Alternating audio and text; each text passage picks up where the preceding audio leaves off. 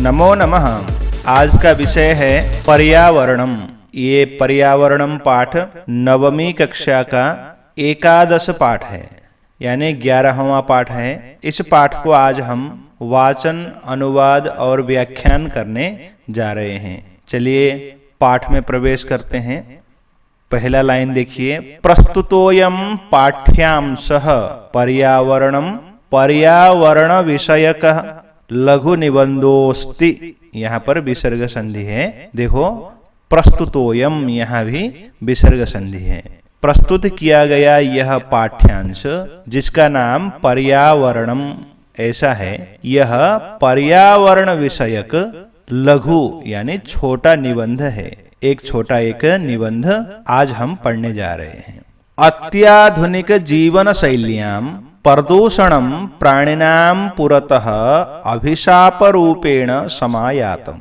अत्याधुनिक जीवन शैली में प्रदूषण प्राणियों के पुरतः यानी सामने, अभिशाप रूपेण अभिशाप के रूप में, एक श्राप के रूप में, समायातम आ गया है। यानी आज के उत्तर आधुनिक काल में हम जिस जीवन शैली को अपना रहे हैं, इसमें प्रदूषण हमारे जीवन का एक बहुत बड़ा अहम हिस्सा के रूप में, अभिशाप के रूप में सामने आ चुका है। नदीनां वारी मलिनम संजातम, नदियों का जल मलिन हो गया है। शनैः शनैः धरा निर्वनम जायमाना अस्ति। शनैः शनैः अर्थात धीरे धीरे, धरा यानी पृथ्वी, निर्वनम वन रहित, जंगल रहित, जायमाना अस्ति हो रही है। यंत्रेभ्यो यंत्रों से, मशीनों से, निस्सरित वायुना निकली हुई वायु के द्वारा, वातावरणम वातावरण, विषाक्तम विषयुक्त और रुजाकारकम बीमारियों को फैलाने वाला, च भवति हो रहा है। यानी जो आजकल मशीनें हैं, उन मशीनों से, उन यंत्रागारों से निकला हुआ वायु रुजाकारक यानी बीमारियों को फैलाने वाला और विषाक्त है, जिसको हम सांस ले नहीं सकते, ऐसी वायु इन मशीनों से, इन यंत्रों से निकल रहा है। वृक्षाभावात, वृक्ष के अभाव के कारण, प्रदूषण कारणाच्च और प्रदूषण के कारण, बहूनां पशु पक्षीनां जीवनम एव संकटापन्नम दृश्यते। बहुत से पशु पक्षियों का जीवन ही कैसा हो गया है? संकट में आ गया है। संकटापन्नम दृश्यते, संकट में आ गया है। वनस्पतीनां अभाव दशायाम, वनस्पतियों के अभाव की दशा में, वनस्पति कहते हैं पेड़ पौधे, उन पेड़ पौधों के अभाव की दशा में क्या हो गया है? न केवलम वन्य प्राणी नाम, देखो पेड़ पौधे खत्म होते हैं तो सबसे पहले वन्य प्राणी, वन में रहने वाले, जंगल में रहने वाले जीव जंतु, अपितु उनका तो बसेरा खत्म हो ही रहा है। अस्माकं समेषां जीवनम स्थातुम नैव शक्यते, हमारा जीवन भी कैसा हो गया है? टिक नहीं पाता है। स्थातुम नैव शक्यते यानी हमारा जीवन भी टिक नहीं पाएगा। जंगल में रहने वाले, वनों में रहने वाले जीव जंतु तो समाप्त हो ही रहे हैं, हमारा जीवन भी नरक हो गया है।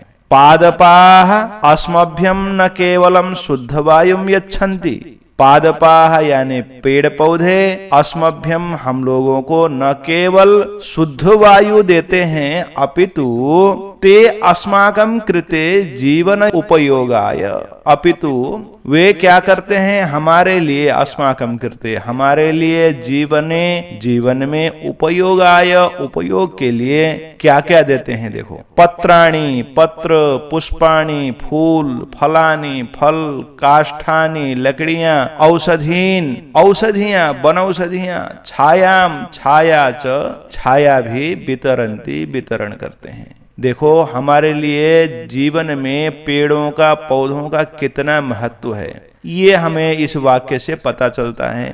हमारे जीवन के उपयोग के लिए लगभग सब कुछ हमें पेड़ पौधों से प्राप्त होता है। अस्माद् हेतोः, इस कारण से, अस्माकं कर्तव्यम अस्ति, हमारा कर्तव्य है, यद कि वयम वृक्षारोपणम तेषाम संरक्षणम।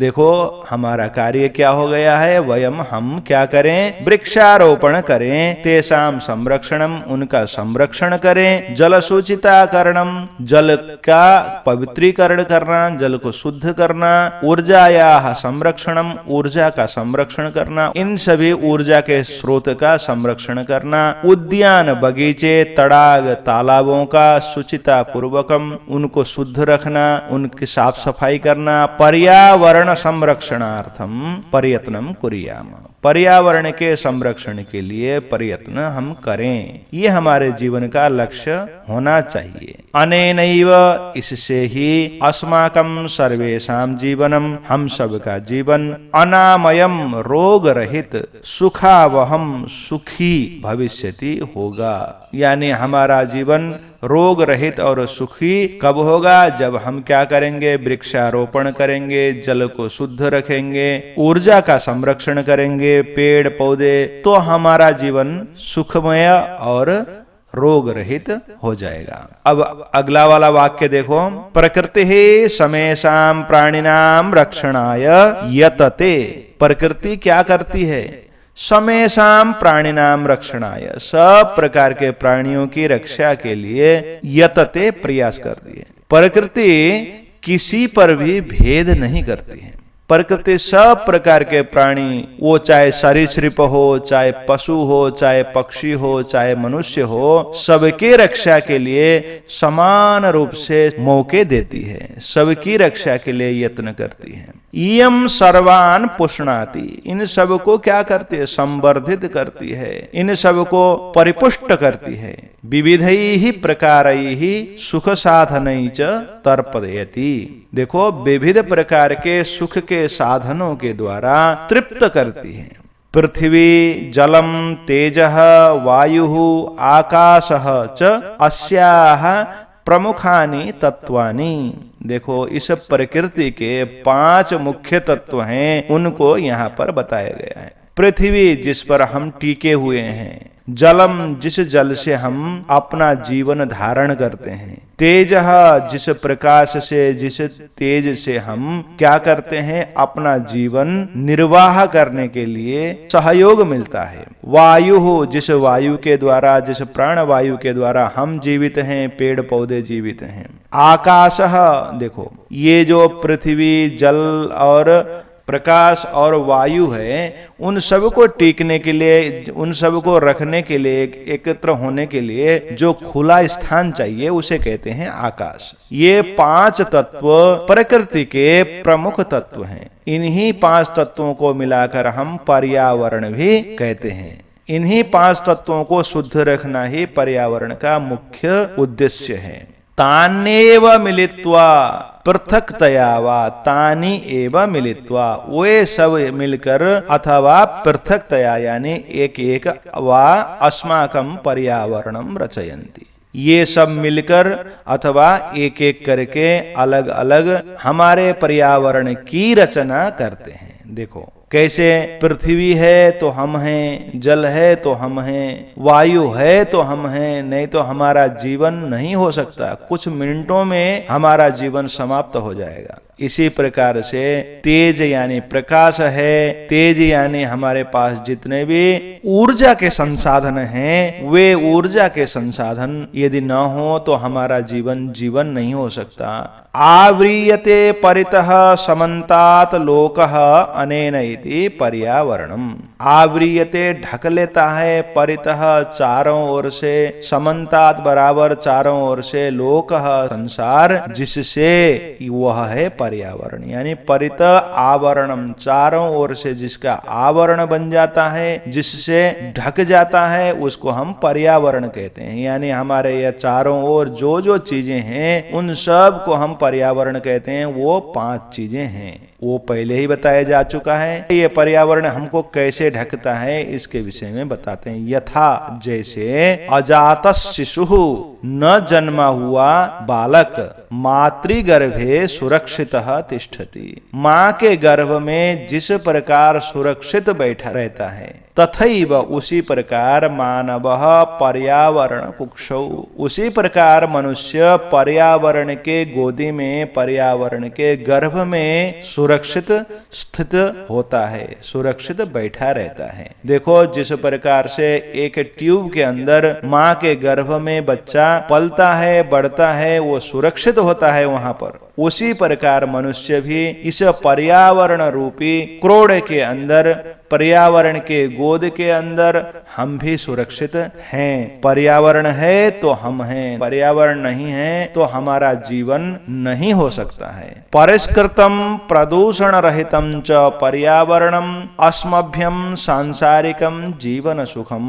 देखो परिष्कृत प्रदूषण रहित पर्यावरण हमें क्या क्या करता है? अस्मभ्यम हम लोगों को सांसारिकम जीवन सुखम, सांसारिक जीवन सुख देता है। सद्विचारम अच्छे विचार देता है। सत्य संकल्पम सत्य संकल्प देता है। मांगलिक सामग्रींच प्रददाति, मांगलिक सामग्रियों को भी प्रदान करता है। प्रकृति कोपैः, प्रकृति के कोप के द्वारा आतंकितः जनः किम कर्तुम प्रभवति। प्रकृति यदि क्रोधित हो जाए, प्रकृति यदि क्या करे, प्रकुपित हो उठे, तो उससे आतंकित हुआ मनुष्य कुछ भी नहीं कर पाता है। जल प्लावन, जल प्लावन का मतलब बाढ़ का आना, अग्नि भय आग का लगना, भूकंपैः भूकंप से, बात्याः चक्रैः बवंडर से, तूफान इत्यादि के द्वारा, उल्कापातादिविश्च, उल्कापात कहते हैं अन्य ग्रहों से आने वाले उल्का पिंडों का पृथ्वी के अंदर प्रवेश करना, उल्कापात इत्यादि से संतप्तस्य, संतप्त हुए मानवस्य, मानव का क्व मंगलम, कहाँ मंगल है। यदि पर्यावरण हमें सुरक्षित न करे तो हम क्या क्या दुखों से परेशान हो सकते हैं। देखो बाढ़ आ सकता है, भयंकर सूखा होने से अग्नि का भय हो सकता है, चारों ओर अग्नि फैल सकती है, पृथ्वी में बड़े बड़े भूकंप आ सकते हैं, बड़े बवंडर और तूफान इत्यादि आ सकते हैं, और पृथ्वी के ऊपर अनेक प्रकार के उल्का पिंडों का गिरना हो सकता है। इससे मानव का किसी प्रकार से मंगल संभव नहीं है। अतएव इसलिए अस्माभिः हमें क्या करना चाहिए? प्रकृति ही रक्षणीय, हमें प्रकृति की रक्षा करनी चाहिए। तेन उससे च पर्यावरणम रक्षितम भविष्यति, उससे पर्यावरण रक्षित हो जाएगी। प्राचीन काले, पहले के समय में, लोक मंगला शंसिन ऋषयो वने निवसन्ति स्म। प्राचीन समय में लोक मंगल की कामना करने वाले, आशंसिन, लोक मंगल आशंसिन यानी संसार के मंगल की कामना करने वाले ऋषयः, ऋषि लोग, मुनि लोग, वने निवसन्ति स्म, जंगल में रहते थे। यतो ही वने सुरक्षितम पर्यावरणम उपलभ्यते स्म, क्योंकि, यतो ही क्योंकि, वने, वन में सुरक्षित पर्यावरण उपलब्ध होता था। तत्र विविधा विहगाः कलकूजी श्रोत्र रसायनम ददति, वहां पर विविध प्रकार के विहग यानी पक्षियां, कलकूजी श्रोत्र रसायनम, कल कल आवाज वाले, कर्ण को मधुर करने वाले रसायन रूप कलरव को देते हैं। वहां पर विविध प्रकार के पशु पक्षी अनेक प्रकार के मधुर संगीत को प्रदान करते रहते हैं। सरितः नदियां, गिरि निर्झरः पर्वतों से निकलने वाले झरने, अमृत स्वादु निर्मलम जलम, अमृत के समान स्वादु मीठा निर्मल जल प्रयच्छन्ति प्रदान करते हैं।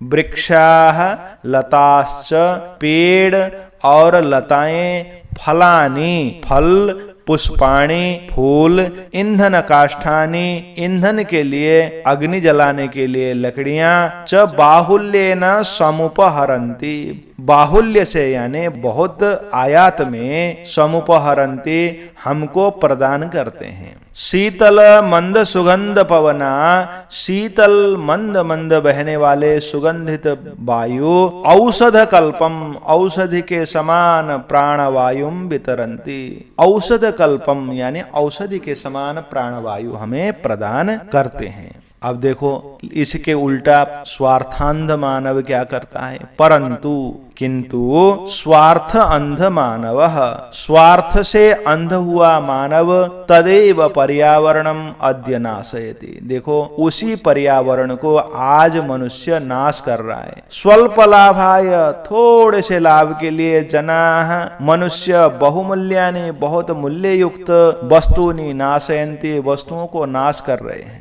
जनाः यंत्रगाराणाम, मनुष्य क्या कर रहे हैं, फैक्ट्रियों से यंत्रों से विषाक्तम जलम, विषयुक्त जल, बहुत सा कलुषित, बहुत से विषों से विषैला बना हुआ जल नद्याम, नदी में निपातयन्ति, गिरा रहे हैं। पहले तो नदियां शुद्ध होती थी, आज फैक्ट्रियों के उस अपशिष्ट को, उस विष युक्त जल को डालकर नदियां विषैली हो गई हैं। तेन मत्स्यादीनाम जलचराणाम च क्षणेनैव नाशो भवति, उससे मत्स्य आदि जलचर जीवों का क्षण में ही नाश हो जाता है। देखो उनका तो नाश हो ही रहा है। वो निर्मल जलों से, बहती हुई नदियों से हम लोगों को कितना लाभ था, आज वो नदियां हमारे लिए पानी पीने के योग्य तो छोड़िए, नहाने के योग्य भी नहीं है। नदी जलम तत्सर्वथा अपेयम जायते, नदी का जल सर्वथा अपेय हो जाता है, यानी पूरी तरह से पीने योग्य रहता ही नहीं है। मानवाः व्यापार वर्धनाय वनवृक्षान् निर्विवेकम छिन्दन्ति, मनुष्य व्यापार बढ़ाने के लिए वनवृक्षान्, वनों के पेड़, निर्विवेकम, विवेक रहित होकर, छिन्दन्ति, काट रहे हैं। तस्मात् अवृष्टि प्रवर्धते, पेड़ पौधों के काटने से अवृष्टि यानी वृष्टि का न होना, वृष्टि अब नहीं होती है। जहां पर जंगल होता है वहां पर वृष्टि होती है, वर्षा होती है। अब पेड़ पौधों के न होने से वहां पर अवृष्टि यानी वर्षा होना बंद हो गया है। वन पशवश्च शरण रहिता, वन्य पशु शरण रहित हो गए हैं, क्योंकि उनका आसरा, उनका आश्रय स्थान समाप्त हो गया। ग्रामेषु, गांवों में, उपद्रवम विदधति, वो जो वन्य पशु हैं शरण रहित होकर गांवों में उपद्रव कर रहे हैं, क्योंकि उनका अब रहने का स्थान, आश्रय समाप्त हो गया, तो कहाँ जाएंगे। शुद्ध वायुरपि, यानी शुद्ध वायु भी वृक्ष कर्तनात् संकटापन्नो जायते, शुद्ध वायु भी पेड़ के काटने से संकटापन्न हो गया है, यानी अब शुद्ध वायु मिलना बहुत कठिन हो गया है। एवं ही इस प्रकार से स्वार्थांध मानवैहि, स्वार्थ से अंध हुए मानवों के द्वारा विकृतिम उपगता प्रकृति, विकृति को प्राप्त हुई प्रकृति, यानी अब प्रकृति क्या हो गई है, विकृत हो गई है, खराब हो गई है। जैसी प्रकृति होनी चाहिए वैसी नहीं है। सर्वेषां विनाशकर्त्री भवति, यही प्रकृति अब सबको नाश करने वाली हो गई है। विकृति मुपगते पर्यावरणे, विकृत हो जाने से पर्यावरण के, विविधाः रोगाः, अनेक प्रकार के रोग, भीषण समस्याश्च, अनेक प्रकार के भीषणतम समस्याएं संभवंती हो जाते हैं। देखो जिस आश्रय को ही हम समाप्त करेंगे तो उसके समाप्त हो जाने से हम निरालंब हो जाएंगे, हमारा आसरा छिन जाएगा, तो क्या होगा, अनेक प्रकार के समस्याएं आएंगे। जिस प्रकृति, जिस पर्यावरण के गोद में हम सुखी थे, उसी पर्यावरण को, प्रकृति को हम समाप्त करेंगे, नाश करेंगे, तो अनेक प्रकार की समस्याएं आना निश्चित है। तत्सर्वम इदानीम चिंतनीयम प्रतिभाति, ये सब हमें आज चिंतन करना बहुत आवश्यक हो गया है। धर्मो रक्षति रक्षितः इति आर्षवचनम, देखो धर्मो रक्षति, धर्म रक्षा करता है, किसका, रक्षितः, यदि हम धर्म की रक्षा करें तो धर्म हमारी रक्षा करता है, ऐसा आर्ष वचन। आर्ष वचन का मतलब होता है ऋषियों का वचन।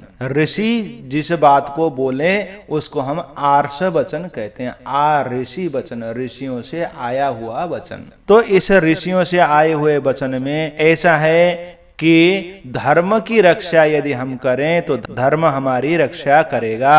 उसी प्रकार पर्यावरण की हम रक्षा करें तो पर्यावरण भी हमारा रक्षा करने में समर्थ रहेगा। पेड़ पौधे नहीं काटेंगे तो शुद्ध वायु मिलेगा, शुद्ध वायु मिलेगा तो हमारे फेफड़े खराब नहीं होंगे। अगर पेड़ पौधे बचेंगे तो वृष्टि भी होगी, वृष्टि होगी तो शस्य संपदा, हमारी खेत खलियानों में हमारा कृषि उपज बढ़ेगा, नदियां नाले हमारे सूखेंगे नहीं। तो हमारे प्रत्येक क्रिया की प्रतिक्रिया के स्वरूप अनेक प्रकार के दुख और कष्ट हमारे जीवन में आएंगे। इसलिए पर्यावरण की रक्षा करेंगे तो पर्यावरण हमारी रक्षा करने में समर्थ होगा। पर्यावरण रक्षणमपि धर्मस्यैव अंगमिति ऋषयः प्रतिपादितवन्तः।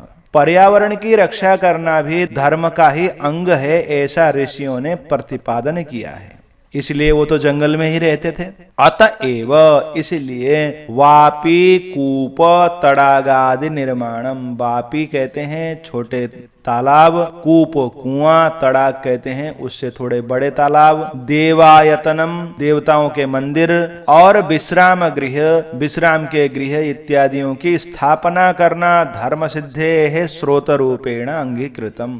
धर्म की सिद्धि का स्रोत के रूप में यानी धर्म प्राप्ति के साधन के रूप में इनको स्वीकार किया गया है। किन किन को? कुआं, तालाब इत्यादि को बनाना, मंदिर बनाना और विश्राम गृह इत्यादि को बनाना, धर्मशाला इत्यादि को बनाना, ये सब धर्म सिद्धि के हेतु यानी धर्म प्राप्ति के साधन के रूप में स्वीकार किया गया है। कुक्कुर, सूकर, सर्प, नकुलादि स्थलचराः, कुत्ते, सुअर, सर्प और नेवले इत्यादि जो स्थल में यानी जमीन में रहने वाले जीव हैं। मत्स्य, कच्छप, मकर प्रभृतयः, मछलियां, कछुए, मगरमच्छ इत्यादि जल में रहने वाले जलचराः अपि रक्षणीया, इनकी भी रक्षा करना आवश्यक है। क्यों? क्योंकि यतः क्योंकि ते स्थलमलानाम अपनोदिनः जलमलानाम च अपहारिणश्च। देखो, जो स्थल में रहने वाले कुत्ते, सुअर, सर्प, नेवले इत्यादि हैं, वे क्या करते हैं? स्थल के यानी जमीन के अपशिष्ट को, मल को क्या करते हैं? समाप्त कर देते हैं। और ये जो मछलियां, कछुए, मगरमच्छ इत्यादि जो जल में रहने वाले जीव हैं, वे जल को शुद्ध करते हैं, जल के मल को अपहारिण यानी हटाने वाले, समाप्त करने वाले, शुद्ध करने वाले होते हैं। प्रकृति रक्षया एव लोक रक्षा संभवति, प्रकृति की रक्षा करने से ही लोक रक्षा हो सकती है। यानी हम यदि प्रकृति की रक्षा करेंगे तो इस संसार की रक्षा, हमारी रक्षा भी होती है। इत्यत्र नास्ति संशयः, इस विषय पर कोई शंका, कोई संदेह नहीं है। इस प्रकार से यहाँ पर इस निबंध में, पर्यावरण नामक निबंध में हमें बताया गया कि